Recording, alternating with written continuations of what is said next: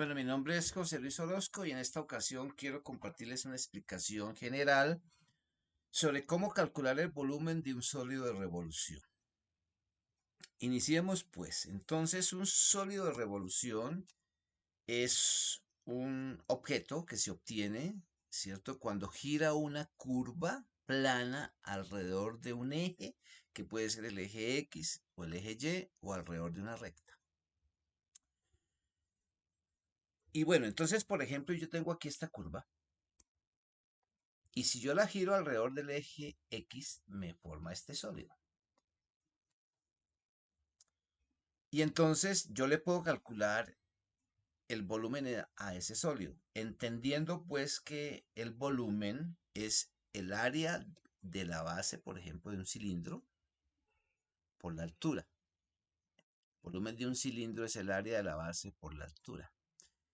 Y el área de la base de un cilindro, pues es un círculo, por lo tanto es pi por radio al cuadrado por altura. Entonces lo que hacemos es descomponer este sólido en muchos cilindros, ¿no? En muchos, infinitos cilindros, así como está descompuesto el de acá, en infinitos cilindros.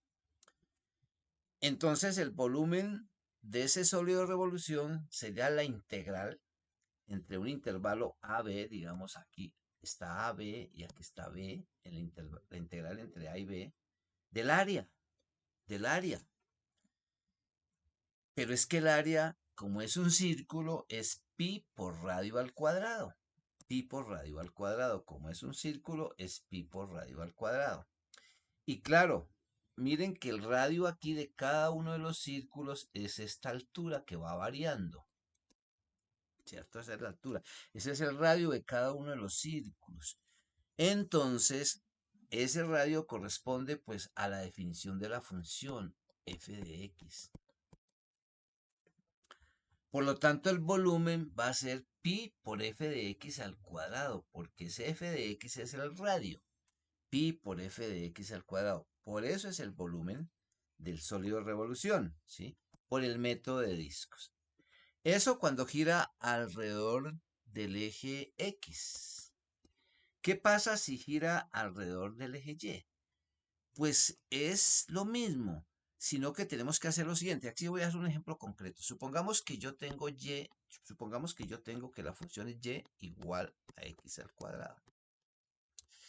Cuando gira alrededor del eje Y es necesario despejar x. Entonces yo voy a despejar x. Entonces digo que x es igual a la raíz cuadrada de y. Por lo tanto, f de y sería igual a la raíz cuadrada de y en este ejemplo concreto.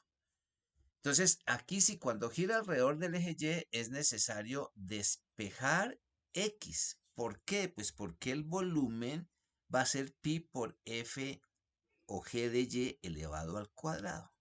¿Sí?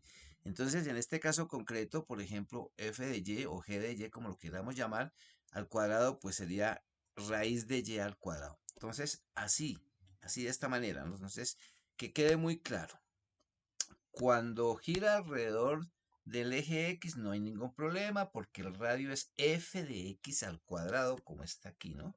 Y el volumen sería la integral entre a y b de pi por f de x al cuadrado. Cuando gira alrededor del eje X. Cuando gira alrededor del eje Y es necesario despejar X. Porque cuando uno despeja X tiene la función g de Y o f de Y. ¿Sí?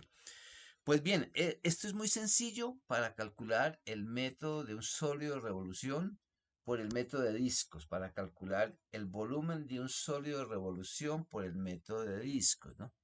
En la descripción del video les voy a dejar un archivo compartido más explícito del paso a paso de cómo son los ejercicios. En este video solamente quería como explicar en qué consiste el método de discos.